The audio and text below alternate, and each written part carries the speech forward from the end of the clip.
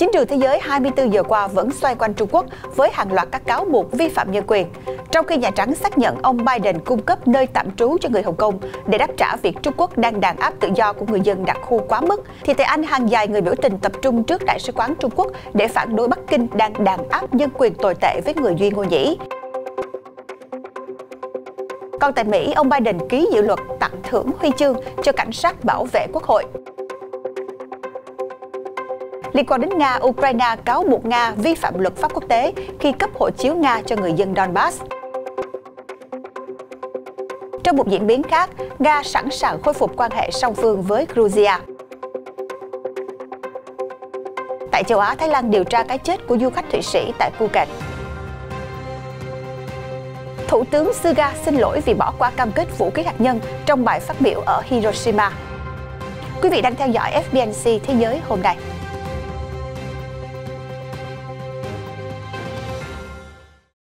Thưa quý vị, đây là FBNC Thế giới hôm nay. Mới đây, Tổng thống Biden cho rằng những quyền tự do của Hồng Kông đang bị Trung Quốc xâm phạm. Do đó, Mỹ sẽ cho phép những người Hồng Kông đến Mỹ diện tham quan được lưu trú trong thời gian 18 tháng. Ngay sau đó, thư ký báo chí Nhà Trắng James Psaki cho biết quyết định này của ông Biden là để phản ứng trước các động thái đàn áp nhân quyền của Trung Quốc. Tổng thống Joe Biden đã chỉ đạo Bộ An ninh Nội địa thực hiện việc cho phép những người Hồng Kông đến Mỹ theo diện tham quan được lưu trú trong thời gian 18 tháng. Ngay sau đó, thư ký báo chí Nhà Trắng James Psaki đã xác nhận rằng quyết định này của ông Biden là để phản ứng trước các động thái đàn áp nhân quyền của Trung Quốc.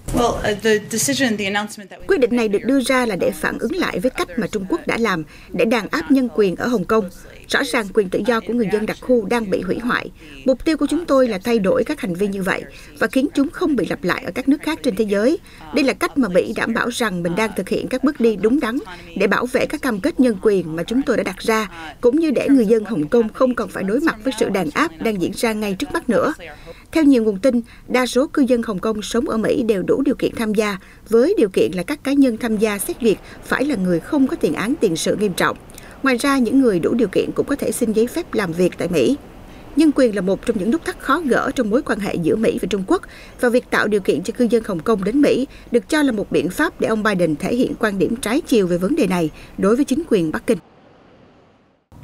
Và cũng liên quan đến nhân quyền, mới đây hàng chục người biểu tình ở thủ đô London của Anh đã tập trung trước Đại sứ quán Trung Quốc để lên án chiến dịch vi phạm nhân quyền có hệ thống của Trung Quốc. Nhóm người này đã cầm theo các biểu ngữ chỉ trích chính quyền Trung Quốc, nói rằng chính quyền Bắc Kinh đã tiến hành thanh lọc sắc tộc chống lại người Hồi giáo Duy Ngô Nhĩ. Hôm thứ Năm ngày 5 tháng 8, những người biểu tình tập trung trước Đại sứ quán Trung Quốc tại Anh để bày tỏ sự tức giận của họ trước sự đàn áp người Duy Ngô Nhĩ. Khu vực Tân Cương là nơi sinh sống của khoảng 10 triệu người Duy Ngô Nhĩ. Nhóm Hồi giáo này chiếm khoảng 45% dân số Tân Cương, từ lâu đã cáo buộc chính quyền Trung Quốc phân biệt đối xử về văn hóa, tôn giáo và kinh tế. Theo các quan chức Mỹ và các chuyên gia Liên Hiệp Quốc, có tới 1 triệu người, tức khoảng 7% dân số Hồi giáo ở Tân Cương, đã bị giam giữ trong một mạng lưới các trại cải tạo chính trị, ngày càng mở rộng. Cả Mỹ và Liên minh châu Âu đều đã áp đặt các biện pháp trừng phạt đối với các quan chức Trung Quốc về vấn đề này, và Trung Quốc đã ngay lập tức trả đũa. Bắc Kinh đã bác bỏ các tuyên bố áp bức cáo buộc nước phương Tây sử dụng vấn đề người Duy Ngô Nhĩ như một công cụ để chống lại ảnh hưởng đang gia tăng của Trung Quốc.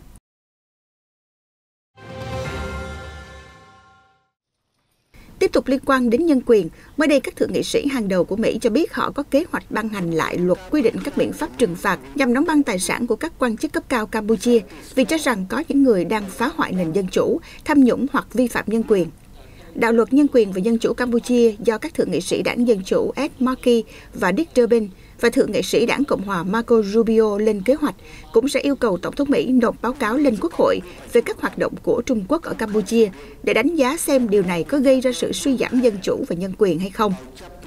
Một tuyên bố từ văn phòng của ông Markey cho biết các lệnh trừng phạt sẽ bao gồm việc phong tỏa tài sản và xem xét lại việc bỏ các hạn chế về thị thực đối với các quan chức Campuchia. Dự luật này cũng sẽ cho phép đình chỉ các biện pháp trừng phạt nếu Tổng thống chứng nhận rằng Campuchia đang đạt được tiến bộ có ý nghĩa trong việc chấm dứt các nỗ lực của chính phủ nhằm phá hoại nền dân chủ, chấm dứt các vi phạm nhân quyền liên quan và tiến hành các cuộc bầu cử tự do và công bằng. Thưa quý vị, tại Mỹ, mới đây Tổng thống Joe Biden đã ký đạo luật trao tặng huy chương vàng của Quốc hội Mỹ cho cảnh sát Quốc hội và Sở Cảnh sát thủ đô Washington vì những nỗ lực bảo vệ trụ sở Quốc hội trong vụ bạo loạn xảy ra vào ngày 6 tháng 1 năm 2021 và sau đó. Tham dự sự kiện này có Phó Tổng thống Kamala Harris, Chủ tịch Hạ viện Nancy Pelosi, một số nghị sĩ khác cùng hàng chục sĩ quan thuộc Cơ quan Cảnh sát Quốc hội, Sở Cảnh sát thủ đô Washington và thân nhân của một số cảnh sát thiệt mạng. Tại buổi lễ, ông Biden vinh danh các sĩ quan cảnh sát đã thiệt mạng, gồm Brian Sicknick thiệt mạng ngày 7 tháng 1 và Billy Evans thiệt mạng vào ngày 2 tháng 4 khi một người đàn ông đâm xe vào chướng ngại vật bên ngoài trụ sở Quốc hội. Tổng thống Biden đồng thời cho biết hơn 140 người thực thi pháp luật đã bị thương về thể xác trong cuộc nổi dậy ngày 6 tháng 1. Những người khác bị chấn thương về tinh thần và có một số sĩ quan đã tự sát kể từ thời điểm đó. Bên cạnh đó, ông cũng cảm ơn lực lượng cảnh sát đã bảo vệ trụ sở Quốc hội và quan trọng hơn là bảo vệ hiến pháp Mỹ, cứu mạng các nghị sĩ được bầu hợp lệ và các nhân viên của họ. Liên quan đến mối quan hệ căng thẳng giữa Nga và Ukraine, Tổng thống Ukraine Volodymyr Zelensky mới đây đã cáo buộc Nga vi phạm luật pháp quốc tế khi cấp hộ chiếu cho người dân khu vực Donbass ở miền đông Ukraine. Theo ông Zelensky, việc cấp hộ chiếu Nga ở Donbass không khác gì việc hộ chiếu hóa người dân bán đảo Crimea. Tổng thống Ukraine Volodymyr Zelensky mới đây đã cáo buộc Nga vi phạm luật pháp quốc tế khi cấp hộ chiếu Nga cho người dân ở khu vực Donbass ở miền đông Ukraine. Tổng thống Zelensky nêu rõ trong cuộc phỏng vấn của kênh Dom TV. Đầu tiên họ cấp hộ chiếu Nga, sau đó họ nhảy vào và nói, tôi bảo vệ người dân của mình. Nhà lãnh đạo Ukraine cũng cho rằng những người Ukraine có hộ chiếu Nga bị đưa lên xe buýt, bị đưa ra ngoài, bị buộc phải bỏ phiếu như một kiểu nô lệ.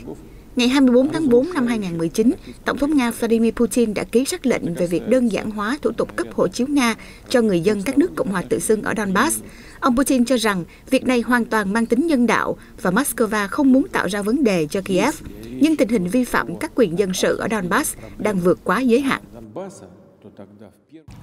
Và thưa quý vị, trong một diễn biến khác, vừa qua, Phó Phát ngôn Bộ Ngoại giao Nga Alexander Bikantov cho biết nước này sẵn sàng khôi phục quan hệ song phương với Georgia đến mức độ mà phía Sicily sẵn sàng thực hiện. Nhà ngoại giao Nga hy vọng rằng các đối tác Georgia sẽ bắt đầu xây dựng quan hệ với các nước láng giềng để cân bằng lợi ích. Ông Bikantov cũng kêu gọi các đối tác nước ngoài của Georgia nên khuyến khích Sicily khôi phục quan hệ và đối thoại với Abkhazia cũng như Nam Ossetia thay vì việc theo đuổi chính sách tìm cách sáp nhập hai vùng lãnh thổ này. Nga đưa ra tuyên bố này trong bối cảnh một số thành viên Hội đồng Bảo an Liên Hiệp Quốc như Estonia, Pháp, Ireland, Na Uy, Anh và Mỹ vào ngày 4 tháng 8 đã ra một tuyên bố chung về những sự kiện tại Nam Ossetia năm 2008, trong đó cho rằng Nga nên rút lực lượng an ninh khỏi Abkhazia và Nam Ossetia, đồng thời ngừng công nhận sự độc lập của hai vùng lãnh thổ này. Mới đây, Bộ trưởng Tư pháp Ba Lan tuyên bố chính phủ nước này có thể cân nhắc rời khỏi Liên minh châu Âu EU vì những nỗ lực tống tiền trái phép của tòa án hàng đầu khối liên quan đến tranh cãi về một đề xuất cải cách tư pháp. Phát biểu này được đưa ra trên nhật báo Ba Lan Rzeczpospolita hôm 6 tháng 8. Bộ trưởng Tư pháp Zbigniew Ziobro lên án EU trước khi chính phủ nước này có phán quyết cuối cùng vào ngày 16 tháng 8 về việc tuân thủ một số quyết định của Tòa Công lý EU hay đối mặt với những tổn thất tài chính tiềm tàng. Ông Ziobro cảnh báo Ba Lan sẽ không ở lại EU bằng mọi giá. Lời đe dọa được gửi tới các quan chức EU phản đối sự can thiệp của khối đối với những vấn đề nội bộ của Ba Lan, cùng với một tuyên bố cứng rắn mới đây của chính phủ nước này rằng họ sẽ không khuất phục trước hành vi tống tiền bất hợp pháp của liên minh do tòa án công lý thực hiện.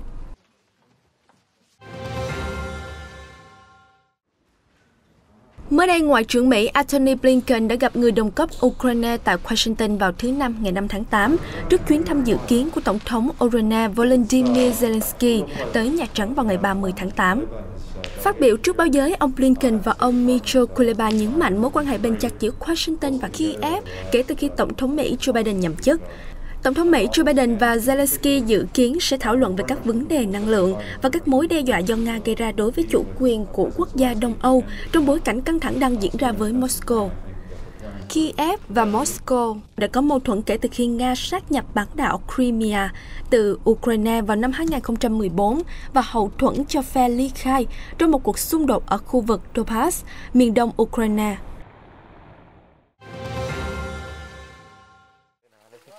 Theo Reuters, các quan chức Thái Lan đang điều tra cái chết của một du khách Thụy Sĩ 57 tuổi sau khi thi thể của bà được tìm thấy gần thác nước mà bà đang cư trú gần đó trên hòn đảo Phuket, trong đó có dấu hiệu bà đã chết vì những nguyên nhân bất thường. Phó phát ngôn viên cảnh sát Kishana Fatana Chokran cho biết, hiện tại chúng tôi chưa thể xác nhận được nguyên nhân cái chết vì vẫn đang trong quá trình điều tra. Thống đốc Phuket Narong Khunchil cho biết, người phụ nữ này đến Phuket vào chương trình Phuket Sandbox, một dự án thí điểm cho phép người nước ngoài được tiêm chủng đến đây du lịch, mục đích là để giúp hồi sinh ngành du lịch nước này. Thêm vào đó, chỉ huy sở cảnh sát Phuket cho biết người phụ nữ này đã chết 3 ngày trước khi thi thể được tìm thấy, không mảnh vải che thân. Kết quả khám nghiệm tử thi sẽ được công bố sớm.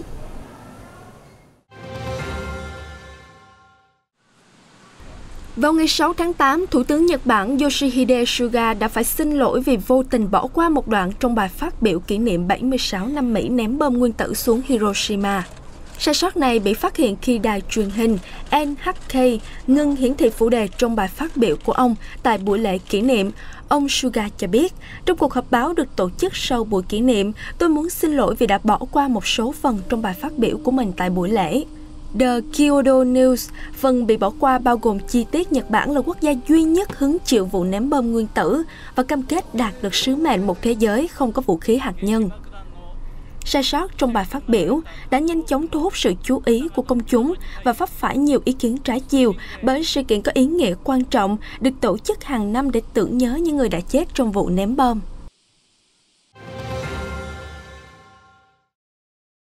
Vừa qua, giới chức an ninh mạng Mỹ cho biết Amazon, Google và Microsoft đã tham gia nỗ lực của chính phủ nước này nhằm ứng phó với các vụ tấn công mạng bằng mã độc, tống tiền và bảo mật điện toán đám mây.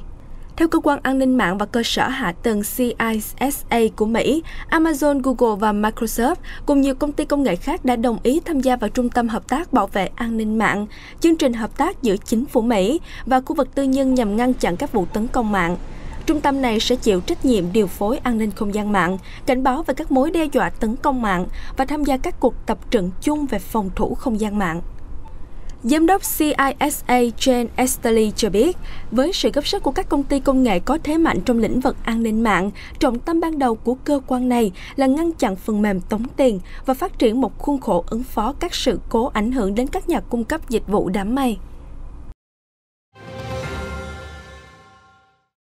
Mới đây, Thủ tướng Saint Vincent và The Grenadines đã bị một người biểu tình ném đá trúng đầu. Ông bị thương trong cuộc biểu tình về tiêm phòng vaccine COVID-19 do các đoàn thể đại diện cho y tá, cảnh sát và công nhân khởi xướng.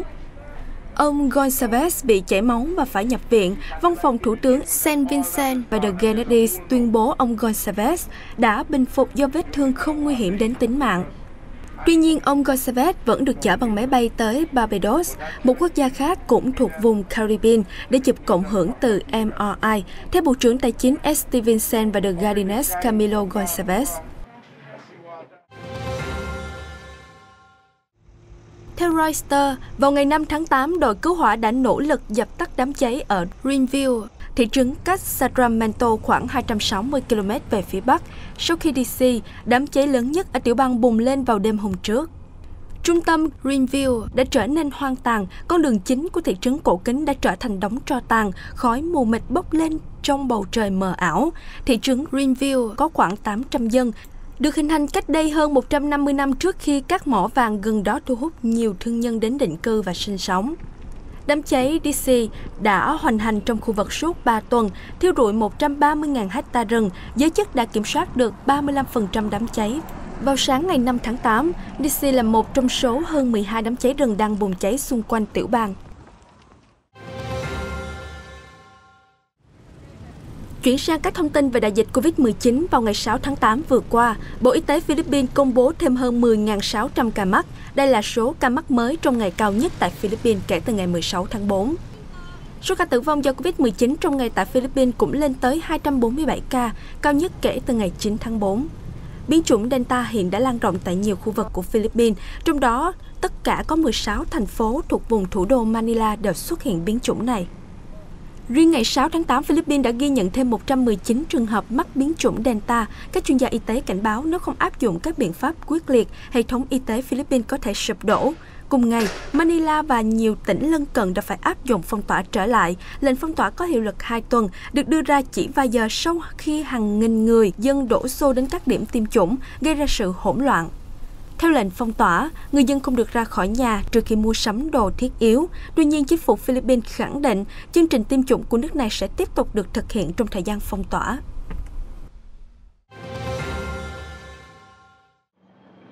Hơn 60% trong số 25 triệu công dân của Úc đã ở trong tình trạng bị nhốt cứng vào thứ Sáu ngày 6 tháng 8 khi đất nước chiến đấu để ngăn chặn sự gia tăng mới nhất của chủng Covid-19 Delta, bao gồm cả 3 thành phố lớn nhất của đất nước, Melbourne, Sydney và Brisbane.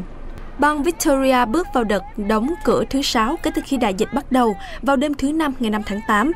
gây ra một cuộc biểu tình chống đóng cửa ở thủ phủ bang Melbourne. 15 vụ bắt giữ đã được thực hiện tại cuộc biểu tình khi hàng trăm người biểu tình diễu hành qua các đường phố với một số đốt pháo sáng trong khi những người khác tấn công cảnh sát. Tại bang lân cận New South Wales, Thủ tướng bang Gladys Berejiklian cảnh báo người dân phải chuẩn bị sự gia tăng các trường hợp Covid-19 sau khi thành phố lớn nhất của đất nước ghi nhận các ca nhiễm trùng kỷ lục trong ngày thứ Hai liên tiếp bất chấp việc khóa cửa hàng tuần để dập dịch bùng phát biến thể Delta. Tại thủ phủ Brisbane và bang Queensland, các nhà chức trách hy vọng một cuộc trấn áp sẽ được dỡ bỏ theo kế hoạch vào Chủ nhật ngày 8 tháng 8.